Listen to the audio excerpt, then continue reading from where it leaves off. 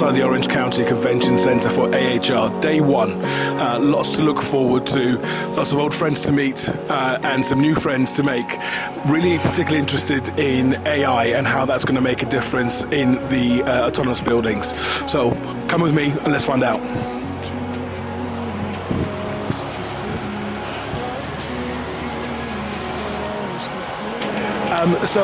We're here with Mike at 75F. Could you just tell us a little bit about who you are, what your role is, and what you're doing at 75F? Yes, glad to, Ben. Glad to be here.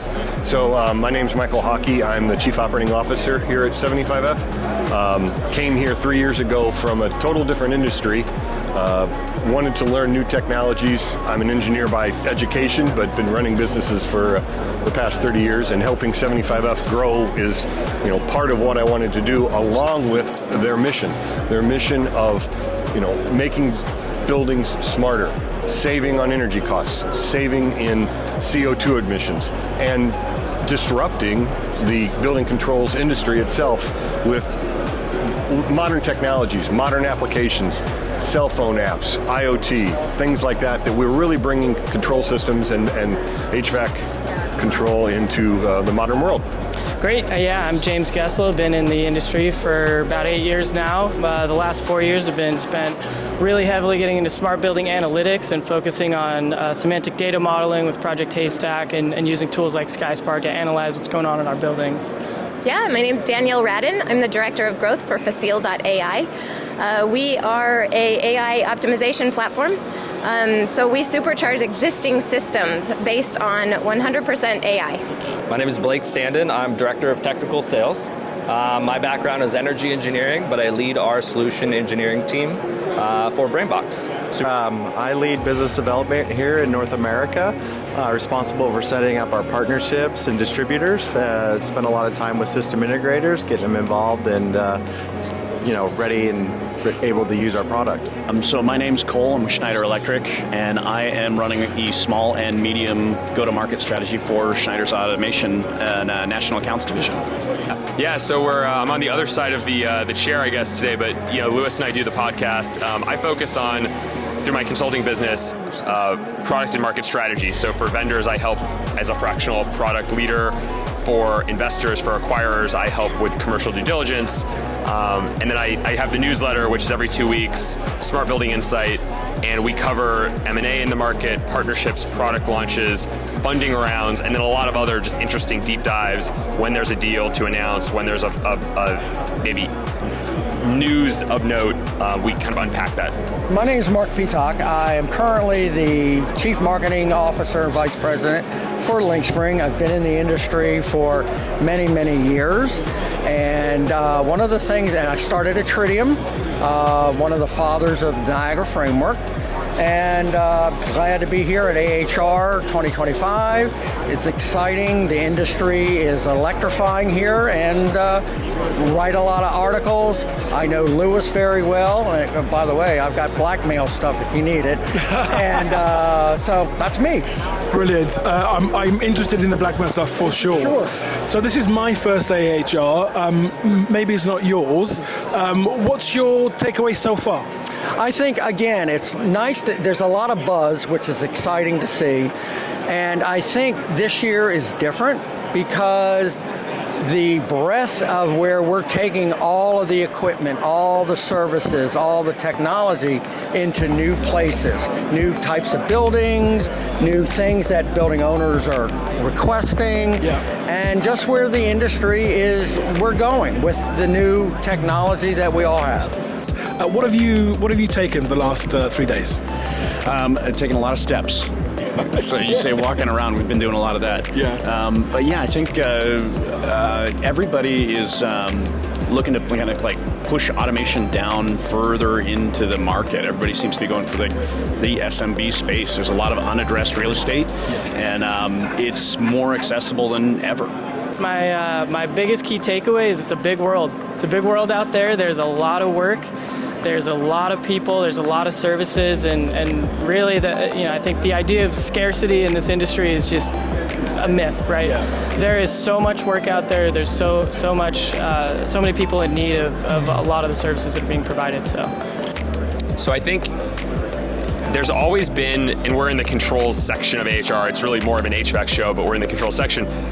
There's always been a big focus on technology, but this year, my sense from talking to different folks is it isn't as much of a lead with technology, we're selling you technology, as much as it's we're selling you what we've sold you, but the technology enables us, and so that touches the labor shortage, right? We don't have enough technicians, so we can augment the technicians with tech, but you, the buyer, are really buying still the same service, the same capabilities you've always bought. So that was a key takeaway, because there have been years where there's a lot of technology first. We're selling technology, we have a cloud platform, and now, I wouldn't say any of that's gone away. I think in some ways, those solutions may be more mature. There's just more of a focus of, this is what we're selling you, enabled by the technology. I see this industry as growing.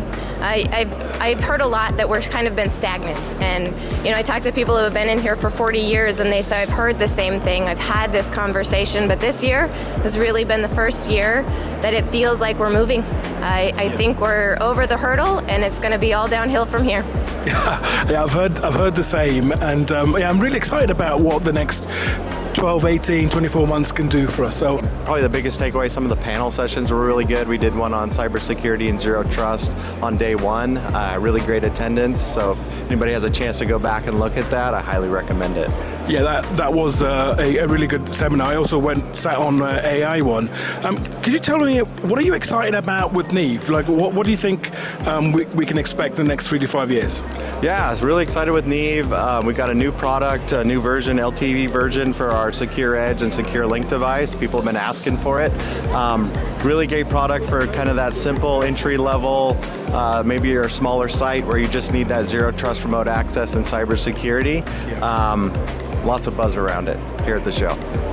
Yeah, I think the market, generally you think of just across, I do a lot of work as you know, M&A, advisory, commercial due diligence. I think on that, and that's one part of the business. On that side, this year I think is going to be more active. So more companies, more investors, more looking to put capital to work. But at the same time, there's a lot of companies that have been in the market, have been around for long enough that you'll be able to get a good read on, do you really have the ability to take more money and use it and create value out of it, or do you maybe not have that ability? And so there's, again, speaking back to bifurcation, there's a bit of a settling out or bifurcation across the market, but I think in general, there's more activity, and I see just more activity. And I think the bigger companies, they're maybe mature enough in terms of developing their own technology that they know where we're really strong, where we have gaps, what we need to fill in, and that might lead them to do some, a lot of excitement in the industry. I've been to AHR at least 10 times in my career. It's growing as an industry, and I think you see a lot of new product updates. I haven't been to the other side where all the hardware is, but the buzzing of this side of the industry, the building automation industry, is fantastic. And so there's been a lot of noise, positive noise with the acquisition. What else is in the pipeline that you're excited about from BrainBox? Well, Train Technologies is an awesome company. We're excited about the acquisition. I used to work for Train Technologies, so I'm coming back. But the additional team and resources that we have to scale our technology is why the partnership has been working for the last couple years, and I think a big reason why the acquisition happened. Yeah, fantastic. We had a chance to jump into an AI seminar, and it's dominating the headlines, as you would expect. Where do you think the industry is heading the next 5 years? Well, I think we all have to utilize AI tools to make our lives more efficient, right? We design these things. We've always designed things to make ourselves more efficient. AI is just going to bring us to the next level. So if we think about in the built environment and how we interact with buildings, it's been so manual, it's been so screens, it hasn't really been humanized. And we can use AI to do that for us, to make us quicker, faster, more efficient, because there's not enough people to do all the things we want to do for buildings, manage them, make them efficient. There's just not enough people out there. Yeah, exactly. So notwithstanding what you've just said, if everything is aligned, what's the vision? Where do you see autonomous buildings? Where do you see AI? Where do you see BrainBox in the next 5-10 years? Yeah, I think BrainBox has expanded quite a bit in the last couple of years, and I just think the growth is going to keep going as fast. Scalable solutions that use real AI to provide value to your customers, are going to dominate the market. Big OEM players like Trane Technology knows this. You can see some of the other booths on some of the other ones that are starting to come up and know that these are efficient tools to help us better. So I think it's going to be something that we use every day in our built environment, just like we use it in our phones and our internet. Thinking about your products at LynxSpring, any sort of new releases or upcoming things that you can share? Sure, absolutely. Good question. We've got several. So one is our next generation of our edge controllers. They are including a brand new chipset. They're going to be AI ready, and they're extremely, extremely powerful. That's one. Number two is our E2E platform, a data management and independent data layer platform, normalizes all the data. That's one. Number three is a Onyx wall module, which works with our edge devices and does a lot of different things now. So all of that is to bring data. It's all about data, data, data. It's all about connectivity. It's all about interoperability, and that's what we're all about. We've got a saying, one platform, many possibilities, and that's our whole vision right there. I love to hear it. As I'm walking around, AI is dominating the way that everybody feels the industry is going. How do you see the next 5 years and how LynxSpring and other products can really move the needle forward? Mm-hmm. Well, I think you're right about AI. I think it's still, though, a lot of talk, especially on the OT side or the operational technology side. And I do see it as adding an additional value layer to what we've been doing for years, to the connectivity, to the integration and things like that. But my cautionary thing is, don't jump until you look at everything. Look at it and make sure the application, or however you're going to use AI, is going to deliver the outcome you're looking for. Are there any product releases that you've been really excited about? Yeah, I'm like I mentioned, I'm in the analytics space, so there's a little bit less focus on that today. But I'm certainly excited to see things like passive logic and their semantic modeling and how both I'm interested to see how they will evolve and transform the space, but also some of the ideas that they're introducing will leak into other areas and parts, and to see how that inspires other companies to change their products. Yeah, I think it's we've been saying it for a long time. We call it IoT, call it cloud, call it AI, but data is getting to places where it can be more accessible and more extensible, and more solutions are going to be flexible with it. With startup companies pushing the bounds, and now it's larger companies like like Schneider and the big guys that have sort of caught up now and are playing with cloud solutions. So 75F is on the third generation of our product line, both the software systems and multiple of the hardware components. We're in over 2,000 buildings around the globe and have really shown that you can take building controls out of the dark ages into the IoT world, the cloud-based world, and driving that technology, as we said, to help in CO2 emissions, energy savings. Yeah, autonomous buildings in the next 5 years. Definitely a lot more optimization. We're going to see a lot less manual tasks. So reporting specifically, that is something that we're already affecting with AI. You can manually dump out reports pretty darn fast compared to where we were when we were just using Excel. And I just see that improving more and more. The problem comes in with the ethics of AI, and that's why I think we're going to see a lot of those questions come up. We'll have a lot more booths coming in of what is your AI governance? And I think that's really where it's going to be in the next 5 years. And if you could wish for something, what would you wish that the industry could adopt to enable AI to be deployed faster? Yeah, smarter sensors. If you are putting in a valve, make sure your valve is smart. I know that it costs a little bit extra, and I recognize that little bit extra on one valve is going to be exponentially more when you have to implement it across a portfolio.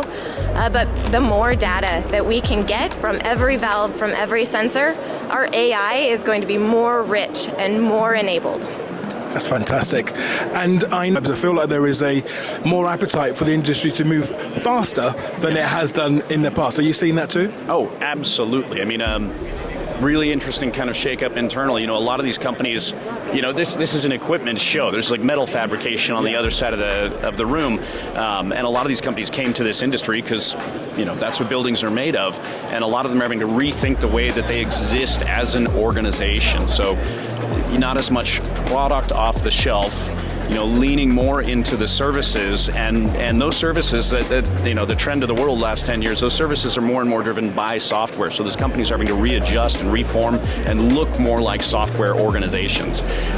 You know, I feel it within Schneider, 180,000 people, and you know, internally there's been a huge shift, and it's very different than it was at kind of large companies even, you know, 3 or 5 years ago.